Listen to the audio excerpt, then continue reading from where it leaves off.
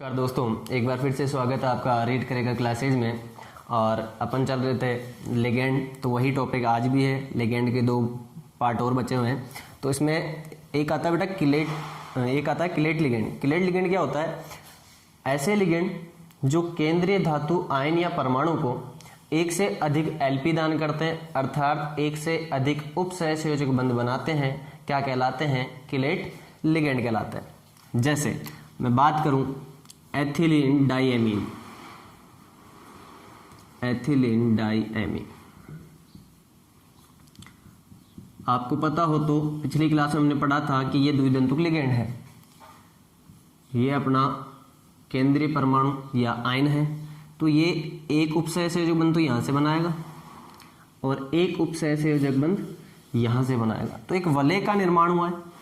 इस वलय को तो कहते हैं हम किलेट वलय।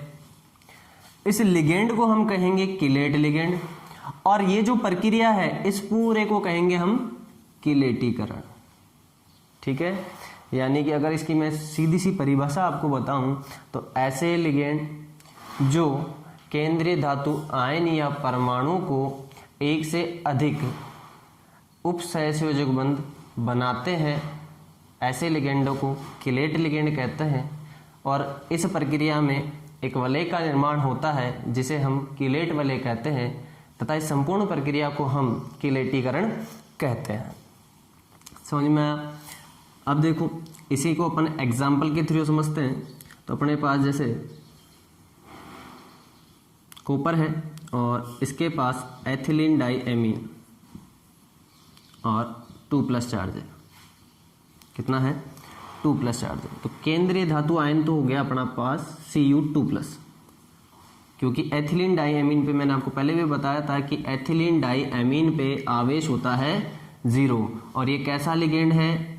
द्विदंतुक, बाइडेंटेड लिगेंड। तो यहां पर एथिलीन डाइएमीन आप पूरा स्ट्रक्चर फॉर्मूला भी लिख सकते हो, NH2CH2। कितने लिगेंड है अपने पास टोटल? ऐसे 3, तो तीनों को चारों ओर व्यवस्थित कर दो इस प्रकार से।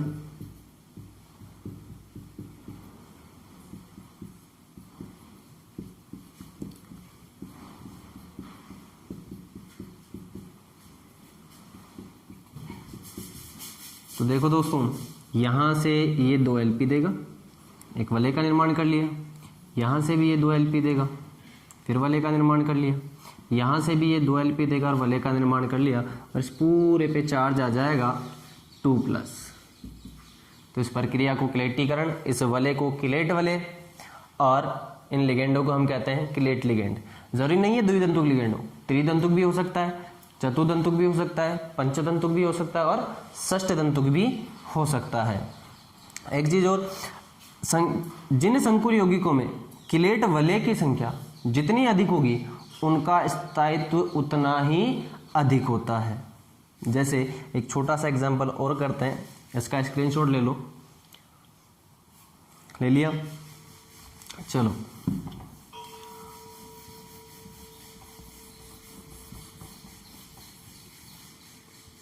जैसे क्वेश्चन आ गया अपने पास CuCl2, एक आ गया अपने पास Cu2+, एक आ गया अपने पास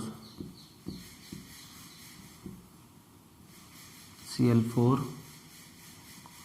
2-, और एक आ गया Cu H2O का होल 4 कर देते हैं और Cl2 कर देते हैं। आपको ये ऑप्शन में देगा A, B, C और D। क्वेश्चन आएगा एग्जाम में, निम्न में से सर्वाधिक स्थायी संकुल है, निम्न में से सर्वाधिक स्थायी संकुल है, तो वो कौन सा होगा? जिसमें किलेट वलय ज्यादा बनेगी, और किलेट वलय ज्यादा किसमें बनेगी? जिसमें द्विदंतुक या बहुदंतुक लिगेंडों की संख्या ज्यादा होगी। देखो यहाँ किलेट वाले कितनी बनेगी, द्विदंतुक है, पहले द्विदंतुक देख लो कितने में, तीनों में है, मतलब ये तो हो गया कैंसिल। अब इसमें एक है, इसमें दो है, इसमें तीन है, तो मैंने आपको बताया था किलेट लिगेंड जितने ज़्यादा होंगे उसका उस संकुल का स्थायित्व उतना ही अधिक। तो ऑप्शन कौन सा सही होगा अपना, बी।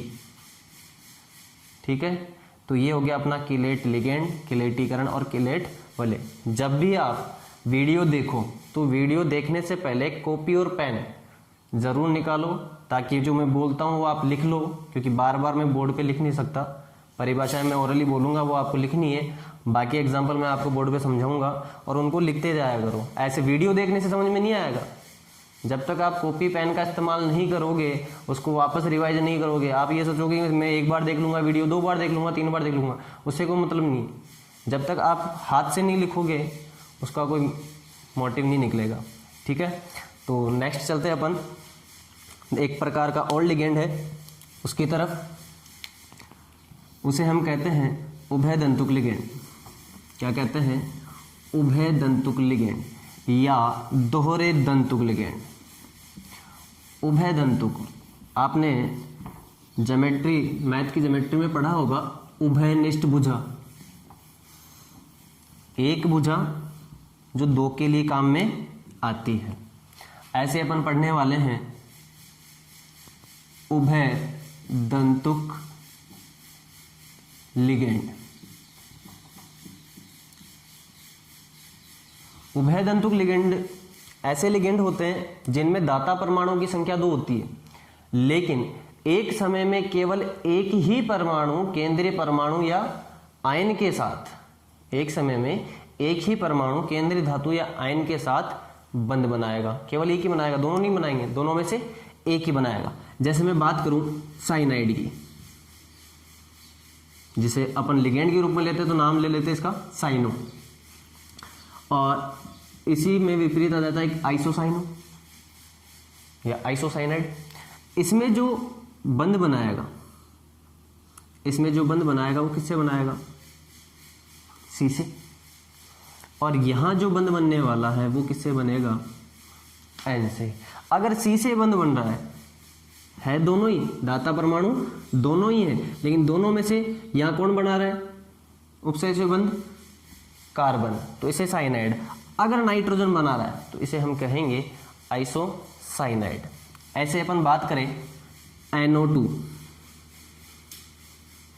तो यहां पर एलपी कौन दे या उपसहसर्य बंध कौन बनाए, नाइट्रोजन, तो इसे कहेंगे हम नाइट्रो। और अगर ऑक्सीजन बनाए तो हमने पढ़ा है नाइट्रीटो। क्या पढ़ा है, नाइट्रीटो। ठीक है, इसी प्रकार से एक और आता है थायोसाइनो, यहां बंध कौन बना रहा है, सल्फर। और अगर नाइट्रोजन बनाए तो आइसोथायोसाइनो। ये कुछ ऐसे लिगेंड है, देखो इनका मॉलिक्यूलर फॉर्मूला बोले तो अणुसूत्र समान है, लेकिन केवल उपसहसंयोजन बंध अलग अलग परमाणु बना रहे हैं, तो नाम भी इनका क्या हो गया, अलग अलग हो गया। तो ऐसे एक दंतुक लिगेंड, ऐसे एक दंतुक लिगेंड जिनमें दाता परमाणु की संख्या कितनी हो, 2, परंतु एक समय में केंद्रीय परमाणु के साथ केवल एक ही परमाणु उपसहसर्य जो बंध बनाता है, ऐसे लिगेंडों को हम कहते हैं उभय दंतुक लिगेंड। जैसे फॉर एग्जांपल अपन बात करें, अपने पास कोबाल्ट है, H2O का होल 3 है, Cn का होल 3 है। एक प्रकार से देखा जाए तो ये उदासीन संकुल है, और इस उदासीन संकुल में बंध कौन बनाएगा, C। अब C बनाएगा तो नाम में क्या लिखेंगे अपन, साइनो। कितने हैं, 3, तो ट्राइसाइनो। ये नामकरण के नियम में पढ़ेंगे। और दूसरे की बात करें तो यहां पर COH2O, first capital second small, COH2O का होल थ्राइस और NC का होल थ्राइस। तो यहां बॉन्ड कौन बना रहा है, N बना रहा है। N बना रहा है तो इसका मतलब यहां नाम लिखेंगे अपन आइसोसाइनो। क्या लिखेंगे, आइसोसाइनो। ऐसे अगर NO2 आ गया यहां, मान लो NO2 को यहां रख लो, तो हम नाम लिखेंगे नाइट्रो। और ONO आ गया ONO आ गया। एक चीज ध्यान रखना, इसको अपन एन नाइट्रीटो भी कहते हैं, एन नाइट्रीटो,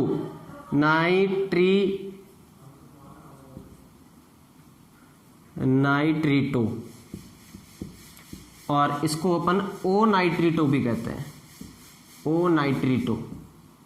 तो अगर आप नाइट्रो ना लिखकर एन नाइट्रीटो भी लिख रहे हो तो भी सही है, और अगर ऐसे आ गया तो क्या लिखेंगे अपन, ओ नाइट्रीटो, क्या लिखेंगे, ओ नाइट्रीटो। अगर नाइट्रो लिख रहे हो तो भी सही है, और इसका केवल नाइट्रीटो लिख रहे हो तो भी सही है।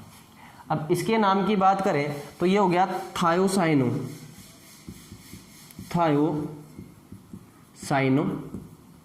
और अगर ऐसी स्ट्रक्चर आ गई तो यहां पर दाता परमाणु कौन है, दाता परमाणु तो एन भी है और एस भी है, लेकिन बॉन्ड कौन बना रहा है, नाइट्रोजन बना रहा है। नाइट्रोजन बनाने तो क्या लिखेंगे,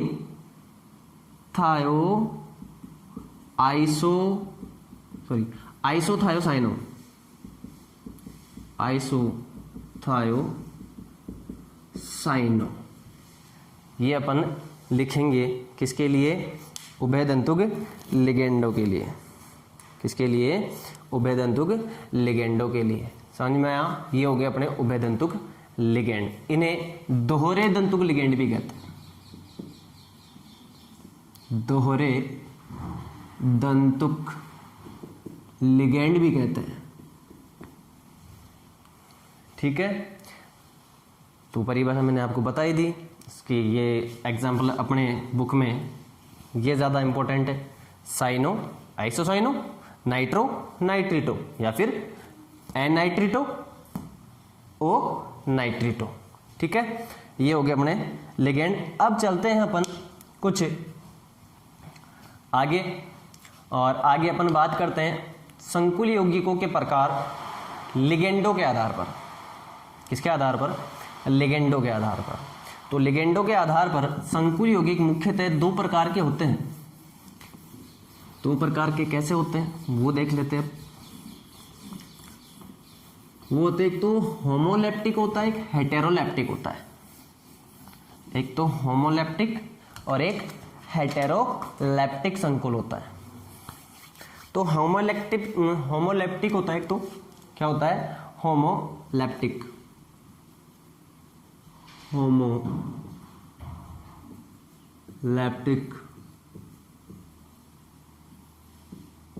संकुल,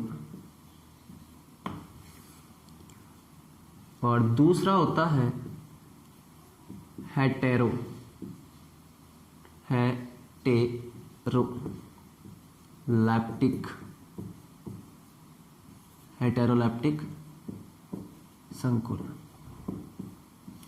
तो होमोलेप्टिक और हेटेरोलेप्टिक संकुल की हम बात करें तो होमोलेप्टिक संकुल तो ऐसे होते हैं जिनमें लिगेंड समान होते हैं, एक समान लिगेंड होते हैं। एक समान बोले तो जैसे H2O है तो H2O ही रहे, जैसे देखो CuH2O का होल 6 2+। तो ऐसे संकुल यौगिक जिनमें लिगेंड एक ही प्रकार के होते हैं क्या कहलाते हैं, होमोलेप्टिक संकुल कहलाते हैं। क्या कहलाते हैं, होमोलेप्टिक। और ऐसे संकुल जिनमें लिगेंडों की संख्या लिगेंड अलग अलग प्रकार के हो। मैं एक दंतुक बहुदंतुक की बात नहीं कर रहा हूं, मैं बात कर रहा हूं अलग अलग प्रकार बोले तो उनकी अनुसूत्री क्या हो, भिन्न भिन्न हो, उन्हें हम क्या कहेंगे, हेटेरोलेप्टिक। तो यहां देखो, यहां Cu के साथ केवल 6 H2O है, तो एक ही प्रकार का लिगेंड है इसमें। तो एक ही प्रकार के जिन संकुल यौगिकों में लिगेंड होते हैं उन्हें हम कहते हैं होमोलेप्टिक, और जिनमें एक से अधिक प्रकार के लिगेंड उपस्थित होते हैं उन्हें हम कहते हैं हेटेरोलेप्टिक संकुल। ठीक है, समझ में आया। एक चीज और, एक एग्जांपल और कर लेते हैं, जैसे NiCl6 3-। तो ये कौन सा किस प्रकार का संकुल है, होमोलेप्टिक संकुल। और एक है अपने पास, दूसरा एग्जांपल कर लेते हैं इसका, NiCl3 NH3 का होल्थराइज और Cl3। तो ये तो कौन सा हो गया, होमोलैप्टिक, और ये कौन सा हो गया, हेटेरोलैप्टिक, क्योंकि इसमें एक ही प्रकार का लिगेंड है Cl और इसमें दो प्रकार के हैं। फिर अपन बात करें नेक्स्ट, और अपन बात करें तो अभी अपन ने थोड़ी देर पहले किलेट लिगेंड पढ़ा था। क्या पढ़ा था, किलेट लिगेंड। तो इसका स्क्रीनशॉट लेना चाहो तो ले लो, और इसकी मैं परिभाषा आपको बता देता हूँ। होमोलैप्टिक की परिभाषा होगी ऐसे संकुल यौगिक जिनमें सभी लिगेंड समान प्रकार के होते हैं होमोलैप्टिक संकुल कहलाते हैं। तथा दूसरे की बात करें हेटेरोलैप्टिक की, तो ऐसे संकुल यौगिक जिनमें एक से अधिक प्रकार के लिगेंड उपस्थित होते हैं उन्हें हम कहते हैं हेटेरोलैप्टिक संकुल। ठीक है, और एग्जांपल करें तो यहां पर देखो, जैसे अपने पास आ गया CO कोबाल्ट है, एथिलीन डाइअमीन 3+, एथिलीन डाइअमीन 2, और ये Cl2 एंड 1+। ठीक है, तो बताओ इसमें हेटेरोलैप्टिक कौन सा होगा, ऑब्वियसली सेकंड वाला, क्योंकि इसमें एथिलीन डाइअमीन और एक क्लोरो, दो अलग अलग लिगेंड है। जबकि यहां देखें तो एथिलीन डाइअमीन द्विदंतुक है, तीनों के तीनों द्विदंतुक है, तो ये एक ही प्रकार के लिगेंड है, तो इसे हम क्या कहेंगे, होमोलैप्टिक संकुल। क्या कहेंगे, होमोलैप्टिक और होमोलैप्टिक संकुल या कोऑर्डिनेशन कंपाउंड, और ये हेटेरोलैप्टिक कंपाउंड